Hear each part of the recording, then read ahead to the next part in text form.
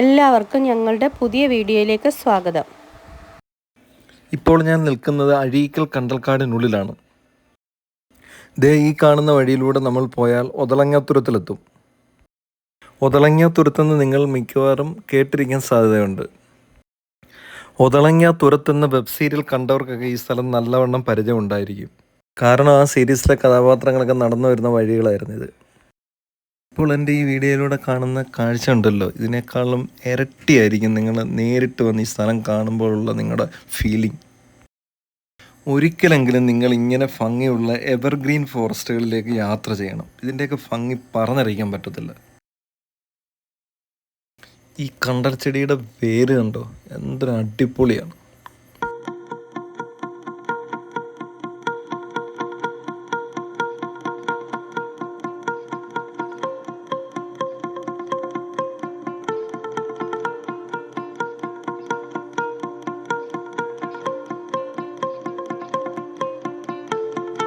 അഴിമുഖങ്ങളിലും ചതുപ്പുകളിലും കായലോരങ്ങളിലും വളരുന്ന വൃക്ഷങ്ങളും കുറ്റിച്ചെടികളും അടങ്ങുന്ന സങ്കീർണമായ ആവാസ വ്യവസ്ഥകളാണ് കണ്ടൽക്കാട് അഥവാ മാംഗ്രൂവ് ഫോറസ്റ്റ്.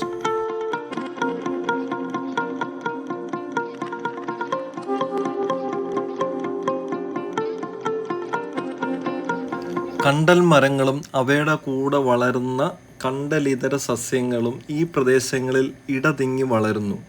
പുഴയും കടലും ചേർന്നിടത്തുള്ള ഉപ്പ് കലർന്ന വെള്ളത്തിൽ വളരുന്ന ഇവയെ കണ്ടൽ ചെടികൾ എന്ന് വിളിക്കുന്നു.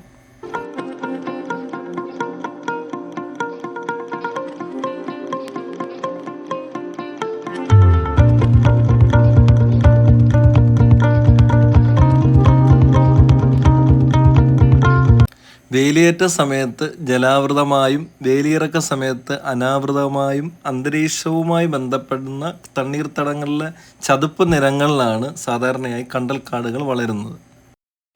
വെള്ളത്തിന് മുകളിലുള്ള തൂണുകളിൽ മരങ്ങൾ നിൽക്കുന്നതായി തോന്നിപ്പിക്കുന്ന തരത്തിൽ അവയുടെ ഇടതൂർന്ന വേരുകൾ കെട്ടഴിച്ച് പല കണ്ടൽക്കാടുകളെയും തിരിച്ചറിയാൻ കഴിയും. മിക്ക കണ്ടൽക്കാടുകളും ദിവസത്തിൽ 2 തവണയെങ്കിലും വെള്ളപ്പൊക്കത്തിന് വിധേയമാകുന്നതിനാൽ ഈ വേരുകളുടെ കെട്ടഴിക്കൽ മരങ്ങൾക്ക് ദിവസേനയുള്ള വേലിയേറ്റവും താഴ്ചയും കൈകാര്യം ചെയ്യാൻ അനുവദിക്കുന്നു. വേരുകൾ വേലിയേറ്റ വെള്ളത്തിൻ്റെ ചലനത്തെ മന്ദഗതിയിലാക്കുന്നു. അവ അവശിഷ്ടങ്ങൾ വെള്ളത്തിൽ നിന്ന് അടിഞ്ഞുകൂടാനും ചെളി നിറഞ്ഞ അടിഭാഗം കെട്ടിപ്പടുക്കാനും കാരണമാകുന്നു. നിരവധി ഉപയോഗങ്ങൾ കണ്ടൽക്കാടുകൾക്കുണ്ട്. അതിൽ പ്രധാനമായവ ജലശുദ്ധീകരണവും പരിസ്ഥിതി സംരക്ഷണവുമാണ്. കണ്ടൽക്കാടുകൾ തീരപ്രദേശത്തെ സ്ഥിരപ്പെടുത്തുന്നു. കൊടുങ്കാറ്റ്, പ്രവാഹങ്ങൾ, തിരമാലകൾ, വേലിയേറ്റങ്ങൾ എന്നിവയിൽ നിന്നുള്ള മണ്ണൊലിപ്പ് കുറയ്ക്കുന്നു. കണ്ടൽ വേരുകളുടെ സങ്കീർണമായ വലയിൽ കാണപ്പെടുന്ന അതുല്യമായ ആവാസ വ്യവസ്ഥ യുവജീവികൾക്ക് ശാന്തമായ ഒരു സമുദ്ര ആവാസ വ്യവസ്ഥ പ്രദാനം ചെയ്യുന്നു.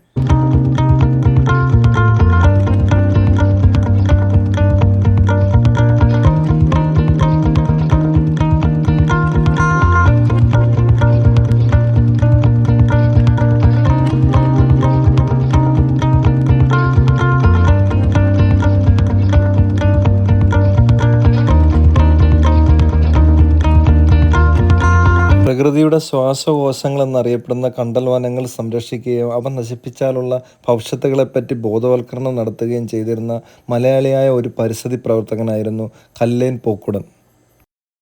കേരളത്തിലെ പരിസ്ഥിതി പ്രവർത്തനത്തിന് തുടക്കം കുറിച്ചവരിൽ പ്രധാനിയായിരുന്നു കല്ലേൻ പോക്കുടൻ. കുട്ടികളുടെ നേതൃത്വത്തിൽ പല പ്രദേശങ്ങളിലും കണ്ടൽ സംരക്ഷണ പ്രവർത്തനങ്ങൾക്ക് തുടക്കം കുറിച്ചത് പോക്കുടനാണ്. കണ്ടലുകളുടെ അവയുടെ സ്വാഭാവിക ആവാസ വ്യവസ്ഥയിൽ വളരാൻ അനുവദിക്കണമെന്നായിരുന്നു അദ്ദേഹത്തിൻ്റെ നിലപാട്. ലോകത്തിലെ ഏറ്റവും വലിയ കണ്ടൽക്കാട് സുന്ദർബൻസ് അത് വെസ്റ്റ് ബംഗാളിലാണ്. ലോകത്തിലെ ഏറ്റവും വലിയ 2ാമത്തെ കണ്ടൽക്കാട് പിച്ചവാരം തമിഴ്നാട്ടിലാണ്.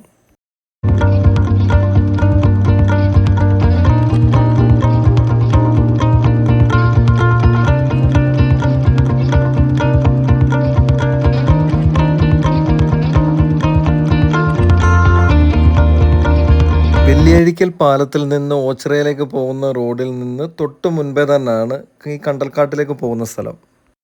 ഇവിടെ നിന്ന് 1 കിലോമീറ്റർ ഉള്ളിലോട്ട് പോകുമ്പോൾ തീയാൻചിറ എന്ന സ്ഥലത്തെത്തും. ഇവിടെയാണ് കണ്ടൽക്കാട് സ്ഥിതി ചെയ്യുന്നത്. തുരുത്തിൽ നിന്ന് വരുന്നത്. എന്താ പേരെന്തോ? എൻ്റെ പേര് ജോർജ്. ജോർജ്. ഇത് എത്ര വർഷം കൊണ്ട് ഇങ്ങനെ കിടക്കും? ഇത് ഞാൻ ജനിച്ച നാൾ പോലെ ഇങ്ങനെ നല്ല ഇതിലെന്ത് ഈ വെള്ളം ഇപ്പം കയറുന്നുണ്ട്? വേലിയേറ്റവും ഇപ്പം ഏറ്റവും ഇറക്കോ? രാവിലെ ഡ്രൈ ആയിട്ട് കിടന്നല്ലേ? രാവിലെ വെള്ളമില്ലായിരുന്നു. പിന്നെ ഉച്ച ആകുമ്പോഴത്തേന് വെള്ളം കയറും. സമയം അനുസരിച്ച് വരത്തുള്ളൂ. മണിക്കൂർ 3/4 മണിക്കൂർ വ്യത്യാസം വരും. ഇത് മാത്രമേ ഉള്ളൂ? ഇവിടെ മാത്രമേ ഉള്ളൂ കാടായിട്ട് കിടക്കുന്നത്? ഇത് കണ്ടൽ മനം. ഇവിടെ വരെ കിടപ്പുണ്ട്? ഇത് അങ്ങ് അറ്റം വരെ ഉണ്ട് അല്ലേ? അവിടെ വെള്ളം കയറി കിടക്കുമെന്ന് തോന്നുന്നു. എല്ലാ വെള്ളം ഇറങ്ങിക്കൊണ്ടിരിക്കും. ഇനി ഒരു ഇച്ചിരി ഒരു അരമണിക്കൂർ കഴിയുമ്പോഴത്തേന് വെള്ളം ഫുള്ളായിട്ട് ഇറങ്ങും. ഇവിടെ ഉണങ്ങി കിടക്കും. ഡ്രൈ ആവും. പിന്നെ രാത്രി ആകുമ്പോഴത്തേന് മീനൊക്കെ കയറും. മീൻ കയറും. പിന്നെ രാത്രി ആകുമ്പോഴത്തേനും വീണ്ടും വെള്ളം. ശല്യം ഉണ്ടോ? പാമ്പിന്റെ ഒന്നും ശല്യമില്ല. പിന്നെ കഴുതാ ശല്യമുണ്ട്. നീർന അതുണ്ട്. അത് വന്ന് കാട്ടിനകത്തൊക്കെ ഇരിക്കുന്ന സാധനങ്ങളാണ്. അത് ഇറങ്ങി വരും. മനുഷ്യനെ ഒന്നും ഇതുവരെ ചെയ്തിട്ടൊന്നുമില്ല.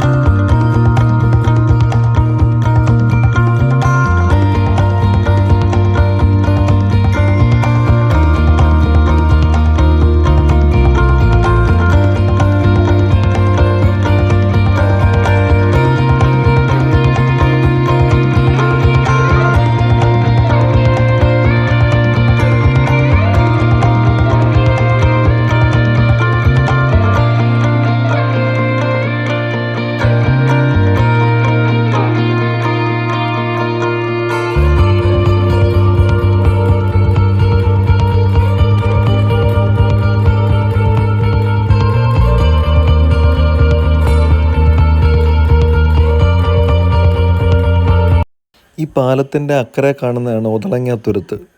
ചെറിയൊരു തുരുത്താണ്. അവിടെ ഒരു 42 ഫാമിലിയോളം താമസിക്കുന്നുണ്ട്. ഈ കായലിൻ്റെ തീരത്തുള്ള കണ്ടൽക്കാടിൻ്റെ സൗന്ദര്യവും ഒതളങ്ങ തുരുത്തിലൂടെയുള്ള ഒരു യാത്രയും കായലിൻ്റെ കുറുകെയുള്ള ഈ പാലത്തിൻ്റെ ഭംഗിയും കണ്ടൽക്കാടിൻ്റെയും തെങ്ങിൻ തോപ്പിലൂടെ അടിക്കുന്ന ഇളം കാറ്റിൻ്റെ മൂളലും ചെറിയ വള്ളങ്ങളും ബോട്ടുകളും ഈ ജലപ്പരപ്പിലൂടെ പോകുന്ന കാഴ്ചകളും കാണാൻ ആഗ്രഹിക്കുന്നുവെങ്കിൽ ബസ് മാർഗം കായംകുളത്ത് നിന്ന് 11 കിലോമീറ്ററും കൊല്ലത്ത് നിന്ന് 40 കിലോമീറ്ററും ആലപ്പുഴയിൽ നിന്ന് 55 കിലോമീറ്ററും വേണം ഇവിടെ എത്താൻ.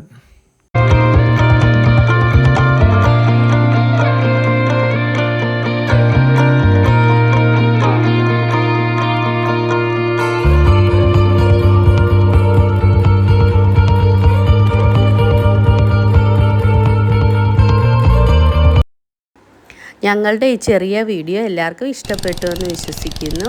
ചാനൽ ലൈക്കും ഷെയറും സബ്സ്ക്രൈബും ചെയ്യണേ. കൂടെ കമൻറ്റും കൂടി ഇടണേ. വീണ്ടും പുതിയ വീഡിയോകളുമായി കാണാം. നന്ദി, നമസ്കാരം.